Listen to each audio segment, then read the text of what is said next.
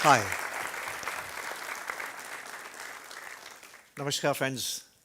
हार्दिक इस्तकबाल, अभिनंदन, बहुत बहुत स्वागत। एक बार फिर मैं कृष्ण शर्मा आपके साथ मुखातिब इन्वेस्टमेंट्स की बात करने के लिए। दोस्तों, इन्वेस्टमेंट्स हम तब करते हैं जब बचत करते हैं। और हम हिंदुस्तानियों के साथ बेहतरीन बात यह है कि हमारे पूर्वजों ने, हमारे माता पिता ने हमें बचत करना सिखाया है। And Indians are one of the finest savers in the world. हम कम से कम 30% अपनी आमदनी की बचत करते हैं। ये एक बहुत ही बेहतर प्रवृत्ति है। रिकरिंग डिपॉजिट, अगर आप जानते हो, हमारे माता पिता करते रहे हैं, हम में से भी बहुत लोग करते हैं। हर महीने कमाते हैं, हर महीने बचाते हैं और हर महीने निवेश करते हैं। इसीलिए एसआईपी जो शब्द है हिंदुस्तान में बहुत लोकप्रिय होता जा रहा है।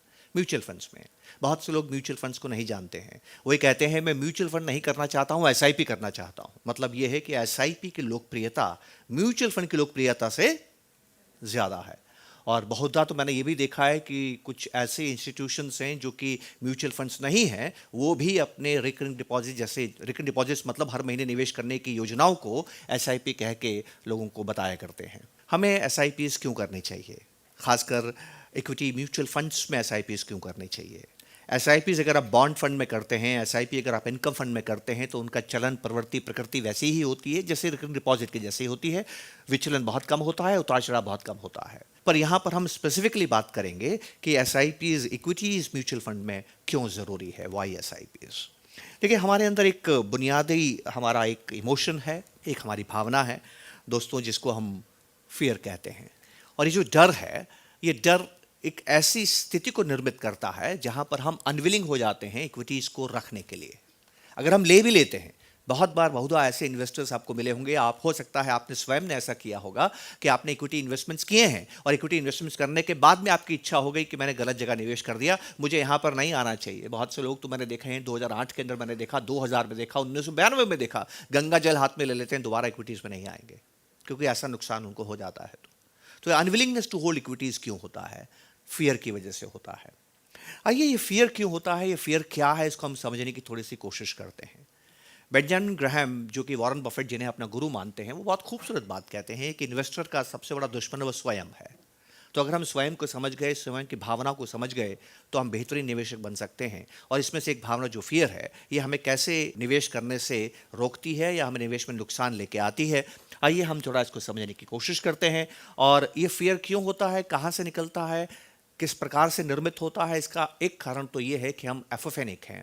एफोफेनिक का मतलब ये होता है कि इंसान पैटर्न्स को ढूंढता है। उसको तेजी में तेजी नजर आती है और मंदी में मंदी नजर आती है। इससे एक एक्सपेक्टेशंस निर्मित होती हैं। वो एक्सपेक्टेशंस क्या हैं, एक उदाहरण के जरिए दोस्तों हम जानने की कोशिश करते हैं। आप देखिए कि फॉलिंग मार्केट सिनेरियो में आपको डर कैसा लगेगा। बाजार गिर रहा है, सेंसेक्स गिर रहा है, निफ्टी गिर रहा है, तो आप क्या करेंगे? गिरते निफ्टी में आप क्यों नहीं खरीद पाते हैं?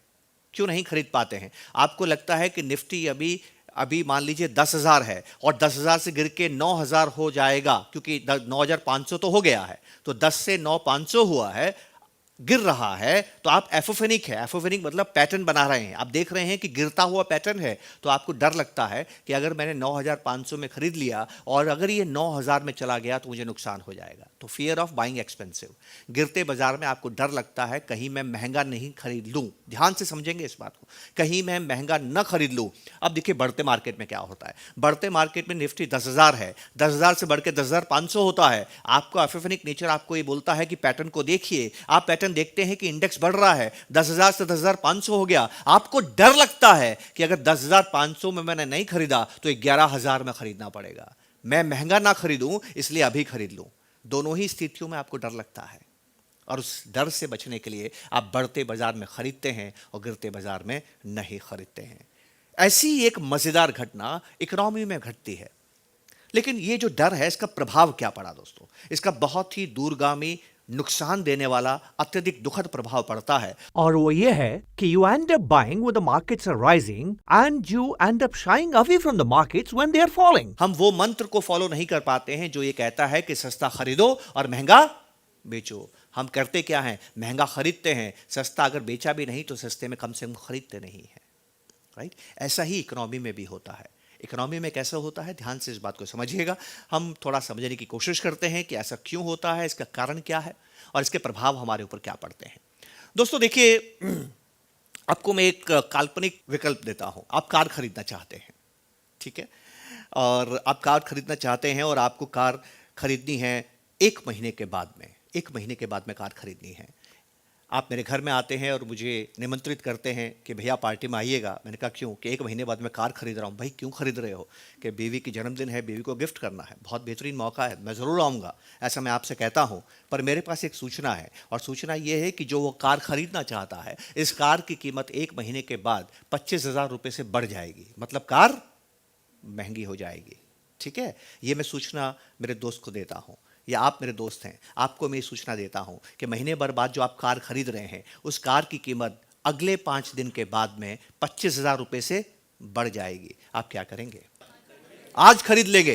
देख रहे हैं क्या हो रहा है? अगर आपके मन में ये भावना आ गई कि आगे भाव बढ़ेंगे, तो आपको प्रेरणा क्या मिलेगी?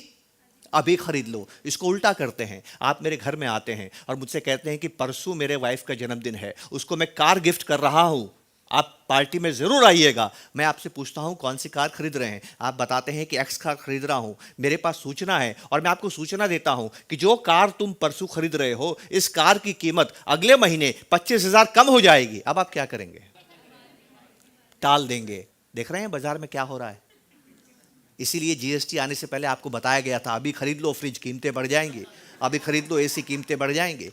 एफोफेनिक नेचर, ठीक है ना। ये नेचर कंज्यूमर, बेसिकली हम कंज्यूमर हैं दोस्तों, हम लोग कंज्यूमर हैं। इन्वेस्टर हम सीख के बनते हैं, नेचुरल इन्वेस्टर नहीं है। सेवर्स तो बन सकते हैं नेचुरल, लेकिन नेचुरल इन्वेस्टर्स नहीं है। इन्वेस्टिंग हमें सीखना पड़ता है। जब हम इन्वेस्टिंग करते हैं तब भी हम कंज्यूमर के जैसे बिहेव करते हैं। हमारे अंदर एक्सपेक्टेशन क्या है, उस एक्सपेक्टेशन से हम बिहेव करते हैं। और जब हमसे गलतियां होती हैं, तो गलतियां होने पर 3 नुकसान होते हैं।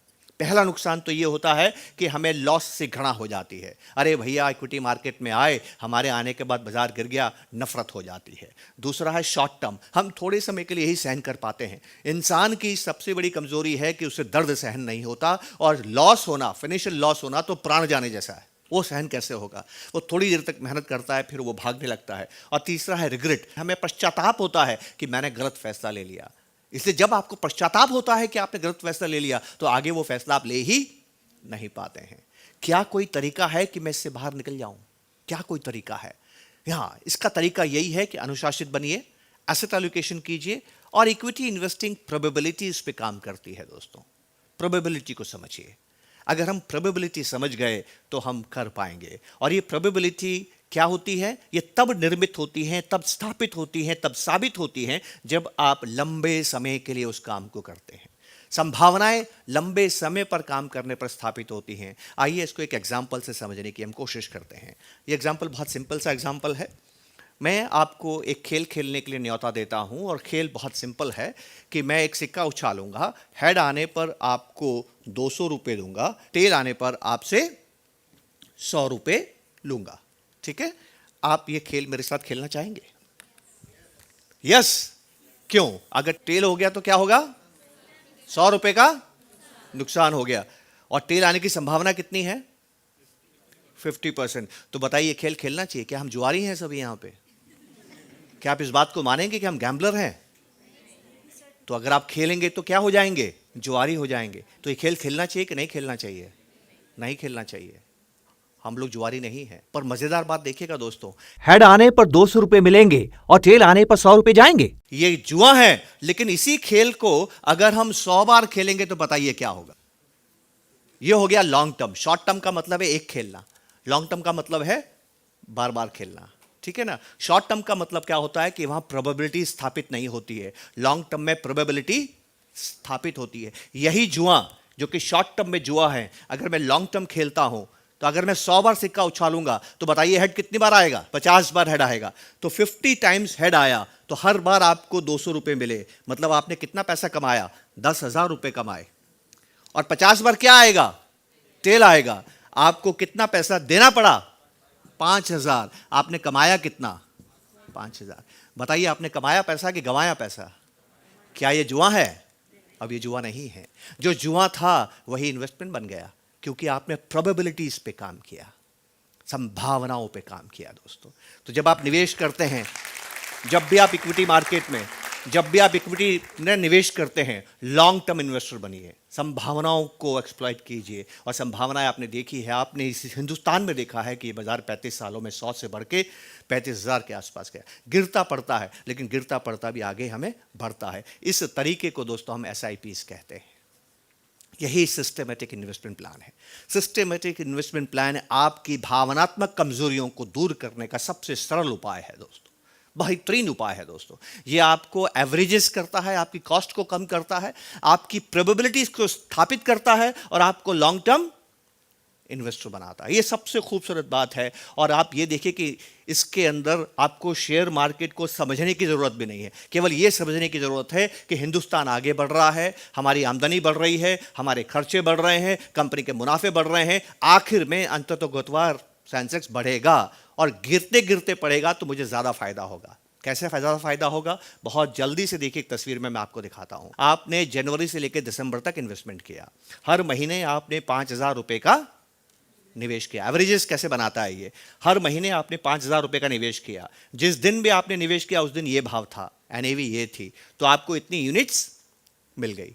साल भर के बाद में आप देखिए आपके पास टोटल यूनिट्स हो गई 595 के आसपास। ये आपके पास टोटल यूनिट्स हो गई। अभी जो टोटल यूनिट्स है, आपकी एवरेज कॉस्ट कितनी हो गई? आपने 60,000 रुपये जमा किए थे, 60,000 में भाग दीजिए 595 का, आपके पास एवरेज कॉस्ट आ जाएगी जो हो गई 100.79। कितनी हो गई? 100.79।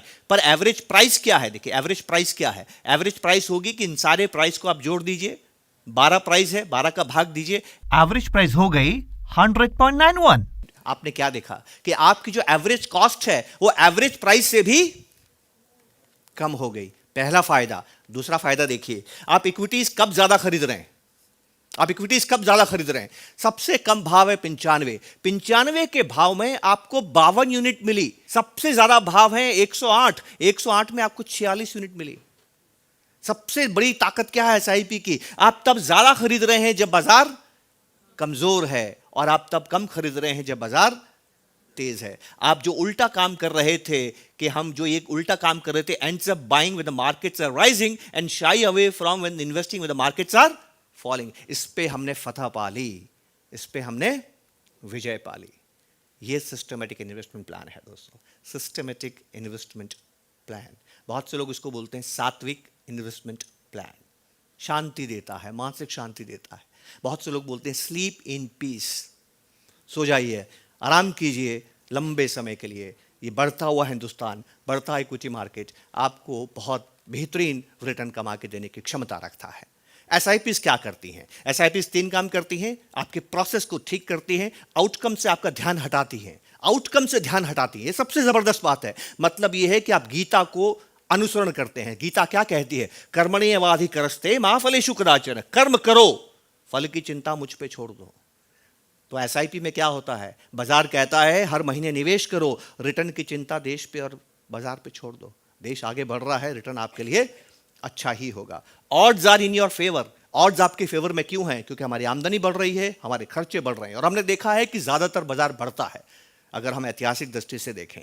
और तीसरी चीज है understanding the role of time. जितना लंबा समय देंगे, 100 बार खेलेंगे तभी यह स्थापना होगी, 2 या 3 बार खेलेंगे तो यह स्थापित नहीं होगा। प्रोबेबिलिटीज तभी साबित होती हैं जब आप लंबे समय के लिए किसी कार्य को आप करते हैं दोस्तों। ये एक सबसे खूबसूरत बात है। फाइनल वर्ड में आपसे ये कहना चाहूंगा कि अगर आपके निवेश करने के बाद बाजार बढ़ जाता है, इसका ये मतलब नहीं है कि आपने सही काम किया है, आप सिर्फ किस्मत वाले हैं। और अगर इन्वेस्टमेंट किया है इक्विटी म्यूचुअल फंड्स में और उसके बाद में बाजार करके आपको नुकसान हो जाता है, इसका यह मतलब नहीं है कि आपने खराब काम किया है। इसका मतलब सिर्फ यह है कि यह वक्त आपके लिए ठीक नहीं है। आउटकम क्या है वो आपको नहीं देखना है, आपको प्रोसेस ठीक रखना है। प्रोसेस ठीक रखेंगे, जो व्यक्ति सही प्रोसेस को फॉलो करता है, अंत में दोस्तों विजय उसकी होती है।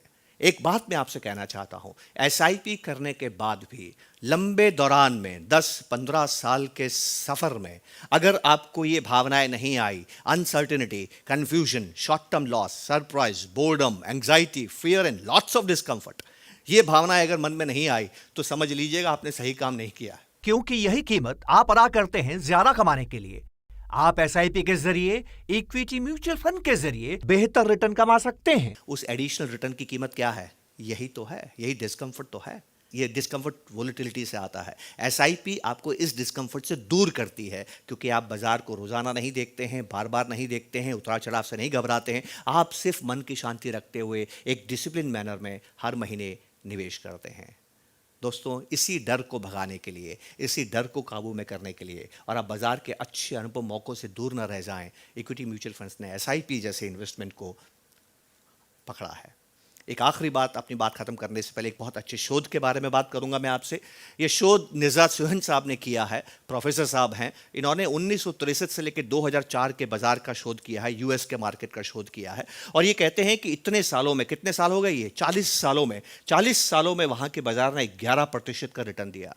पर इन 40 सालों में जो 90 सबसे अच्छे दिन थे, उन 90 सबसे अच्छे दिन को आप निकाल दें तो ये रिटर्न जो 11% का रिटर्न था, ये गिर के 3% हो जाता है। इसका मतलब क्या हुआ? आपको हमेशा बाजार में बने रहना है। जो लोग आते जाते रहते हैं, एसआईपी शुरू करते हैं, बंद करते हैं, एसआईपी शुरू करते हैं, बंद करते हैं, ये कार्य किया तो एसआईपी भी आपको कामयाबी की मंजिल तक नहीं पहुंचा पाएगी दोस्तों।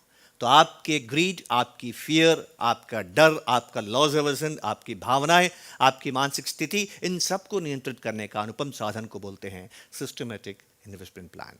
म्यूचुअल फंड के सिस्टमेटिक इन्वेस्टमेंट प्लान के जरिए आप हिंदुस्तान के बढ़ते इकोनॉमी, जो fastest growing economy in the world है, उसमें सहभागी बन सकते हैं दोस्तों। आपने वक्त दिया, इसके लिए बहुत बहुत शुक्रिया। नमस्कार। Thank you. Thank you. ऐसे और वीडियोस देखने के लिए सब्सक्राइब करें हमारा यूट्यूब चैनल। म्यूचुअल फंड निवेश बाजार के जोखिमों के अधीन हैं। योजना से जुड़े सभी दस्तावेजों को ध्यान से पढ़ें।